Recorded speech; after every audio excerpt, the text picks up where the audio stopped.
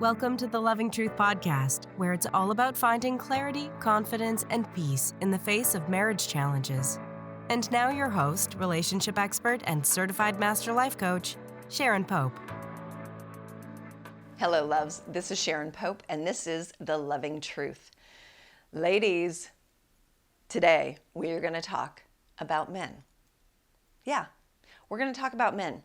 Now, here's my disclaimer before I get into any of this, and that is that what we're going to be talking about and what I'm going to be describing is not every man on the planet, all right?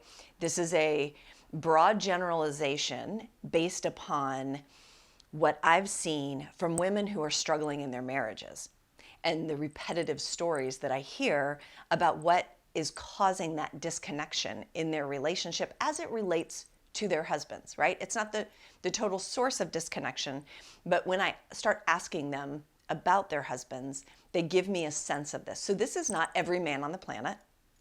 There are some really good men out there, and by good, I mean emotionally intelligent and self-aware, enough to be in healthy relationship with another human being, right? There's plenty of those good men out there. I've worked with some of them. Frankly, I'm married to one of them, right? So they exist. So we're not talking about every man on the planet. And for the most part today, I am going to be speaking to ladies, since that is my primary audience, full well knowing that there's probably going to be some men that tune into this. And that's cool too, because I am never a coach that gets into male bashing, right? If we go down the male bashing route, I'm not actually helpful to either of you. And it just keeps you stuck, because I bet you've done that. I bet you've gotten together with your girlfriends and you have lots of times where you've gone down the male bashing path. But it's not helpful to move you forward. It just makes you feel a little better and a little more self-righteous. Okay? So that's not what we're going to do. But the reason I wanted to talk to you today about men is because I think that men are being called to awaken in a new way. And what do I mean by that? I mean, they're being asked to do things that men in general have not been asked to do inside their marriages, right? Invest in the relationship, not just rely on your spouse to take care of everything, not just underfunction while you watch your wife overfunction. We're asking them to learn to communicate better, to learn to be open, to understand their emotions and be able to articulate that inside the safety of the relationship. We're also asking them, very frankly, to have an eye on our needs as well, and not just their needs. And I'm not just talking about in the bedroom, but that is a big place of it. Okay? And you might be wondering, well, why now? Because I really have a heart for the experience of what men are going through right now. Now, I also don't let them off the hook, just the same way I don't let women off the hook when it comes to relationships. I think we both can do better. But why would I say that now men are being called to step up? They're being called to do more. They're being asked to awaken as it relates to relationships. And the reason for that is because historically, these things have not been a requirement in order to maintain their marriage. Right? Their wife might be unhappy, she might nag him, she might complain about it, but it wasn't a requirement to remain in the relationship. Where now? Not in every relationship, but in many relationships, it is. Right? Because women no longer have to remain in the relationship in the same way and for the same reasons as prior generations. Now they have choice and they want it to feel good. And I can't blame them for that. So, here's the deal. The reason I can say that is because divorces are consistently going up. All right. In the US, we have a 50% divorce rate, and that's for first marriages. It's a 64% divorce rate, 64 divorce rate on second marriages, and a 73% divorce rate on third marriages. Okay. So a 50 to 73% divorce rate, and that includes mature marriages that are for couples that are over 50 years old. Their divorce rates have doubled in the last 25 years, okay? So divorces are going up, and 2/3 of the time, those divorces are being driven by women. That was not the case a generation ago or 2 generations ago, right? Even if women could divorce, oftentimes, it wasn't a practical option for them. My mother, it wasn't a practical option for her. My grandmother, that wasn't even an option on the table. She wasn't allowed to divorce, right? The government wouldn't allow her to divorce. So now, in just 2 generations, we're at a place where the power dynamic in the relationship is changing. Where women used to have no freedom, but they knew exactly what their role was inside that marriage. Today, we have lots of freedom, women, don't we?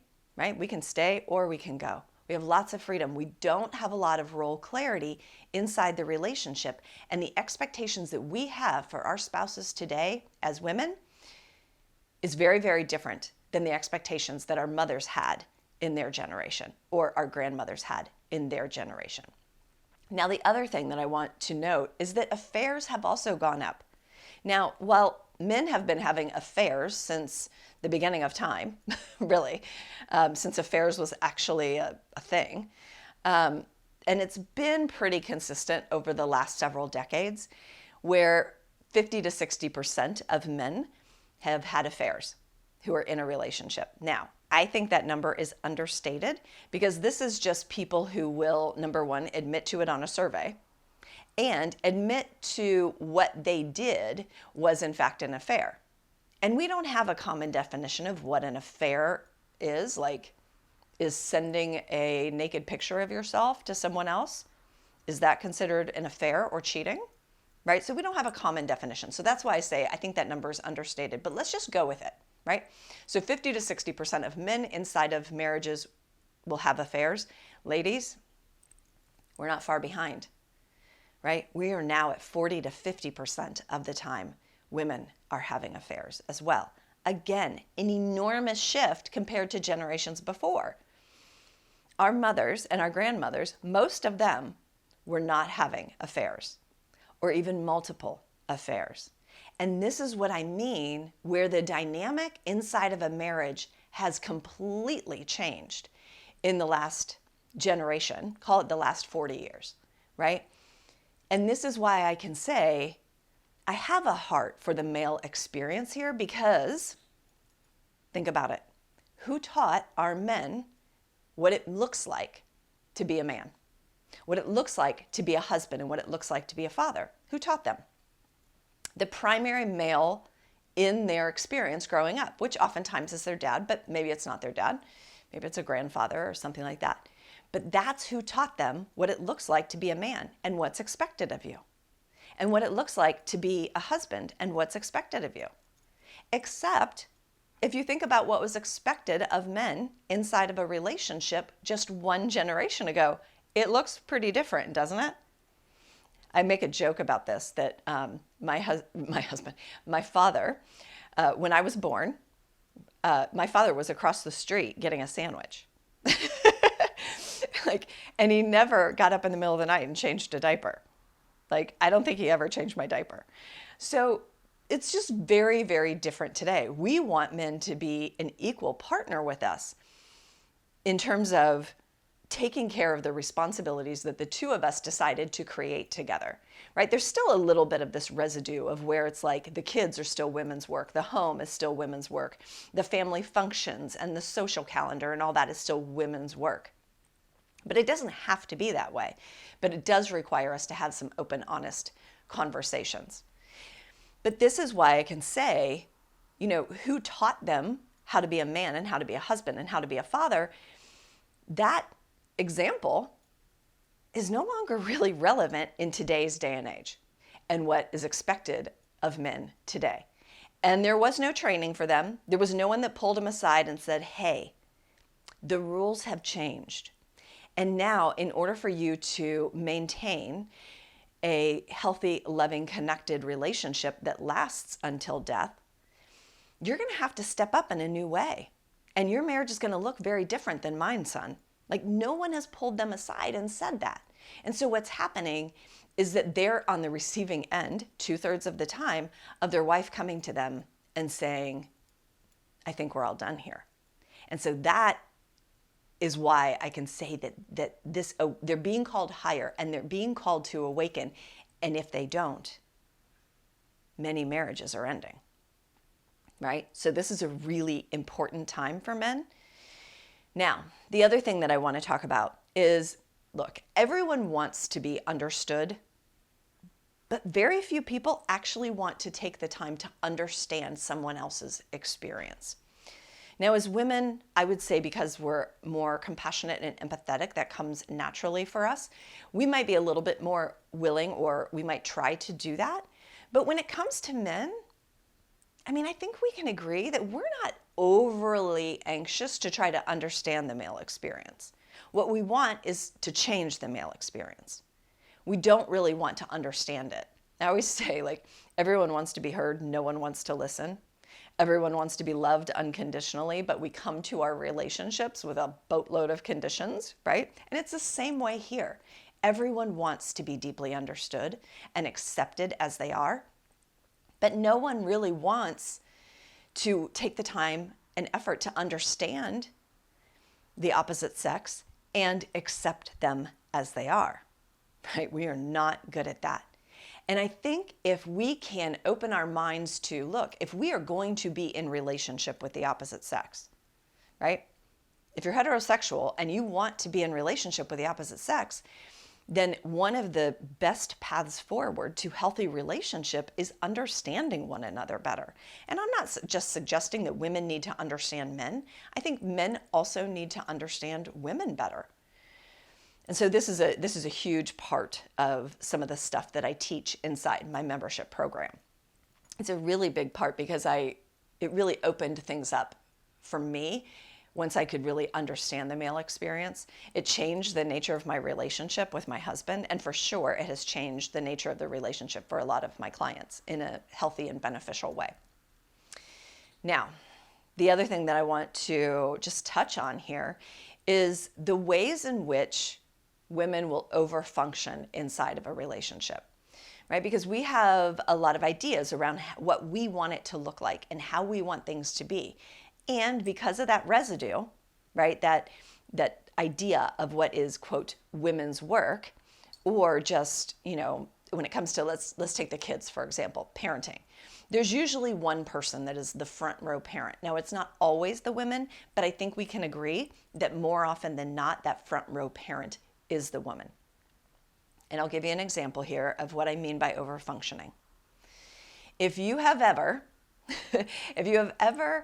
planned a birthday party for your child, you got the invitations, you knew who you were going to invite, you knew what was going to be on the menu and what you were going to serve, you ordered the cake or you made the cake, you knew what your kid's favorite cake flavor was, what the party's theme was going to be. You planned the whole thing without any real involvement or engagement from your spouse, and all he had to do was show up. If you have ever had a situation like that, you are overfunctioning in your relationship. I'm just here to tell you. And as long as women continue to overfunction in their relationship, which then makes it okay and workable for your spouse to underfunction in the relationship, we're not going to get anywhere. Right? And I don't think women like to overfunction. I don't think we do it intentionally. Every woman I speak to, they want an equal partner who's going to stand there with them and help create and sustain a really interesting, vibrant life together, right? That includes kids, that includes family, that includes home, that includes travel and interests and passions and all of those things, right? They want an equal partner. So we're not doing it on purpose. But when we overfunction, most of the time what we do is we complain to our partners about it. We don't call it overfunctioning. We complain about why they're not helping. My clients know I start to twitch when they use the word help. Because when men are engaging with their children, when men are doing things around the home. This is just you taking care of the responsibilities that the two of you chose to create. The word help implies it is your job, it is women's work, and he's out of the kindness and graciousness of his heart helping you because it's not his job. When we never actually sat down and said, oh, this is going to be my job and this is going to be your job. We never really assigned those jobs in most situations, okay? So as long as we continue to overfunction and then just complain about it, we're not going to get anywhere. And that's sort of the dynamic of what a lot of relationships are experiencing right now, where they're going beyond just complaining about it. They're saying, this is a deal breaker for me, right? If you're just not going to be present in our lives. Now that can look a lot of ways, right? I see situations where the husband is overworking, which is a socially acceptable way of not being present in your relationships. I've seen it where, like, I'm having a coaching call today where the woman's husband is in the basement playing video games till all hours of the evening. Now, I have some thoughts about that, as you can probably tell, but that's just another way of avoiding and not being engaged with your life. Another way is over drinking and certainly using drugs. It's a way to numb out and avoid being actually present for the people that you say you care most about in your life, right? So we can't just sit here and complain about it. We have to make it a requirement. And in those cases where we make it a requirement, that's when things get real. That's when, if he's ever going to step up and grow and invest in himself, to learn how to communicate better, to invest in the relationship, to understand his emotions better and be able to articulate them, to be emotionally available inside the relationship, to understand the female experience, right? That's when he's going to do it. And sometimes he doesn't. And sometimes he does it, and it's still too little, too late for the woman, and the marriage ends, right? So here's where I want to go now. You know, marriages used to be about where the man, like the woman needed men, women needed men. Let me say it this way. Women needed men for providing and protecting. And that wasn't that long ago. And just because our modern world has changed, where women don't need men for providing for the most part, unless they've set up that dynamic in their household. But it doesn't mean that women can't make money and can't support themselves. They might have just made an arrangement where they've made the agreement that the woman might want to stay home and take care of the kids. And that's her contribution to the family, where his contribution is going out and working and providing a paycheck, which is nothing wrong with that. But it doesn't mean that a woman can't support herself. And so we don't need men for providing the way that we used to need men in that way. And protection, we're not really in danger, right? When we were being chased, I don't know, by animals or dinosaurs or some random thing, and we had to hunt for our own food, like, yeah, we needed the stronger sex next to us to protect us. In my mother's age, and maybe my grandmother's age, still they're not being chased by wild animals. But their version of protection that they still needed from men was social status.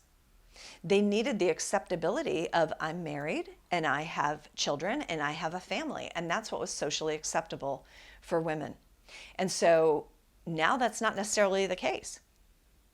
It's completely socially acceptable to be married or not to be married. In my mind, it's completely socially acceptable to have children or not have children. It's all just a choice.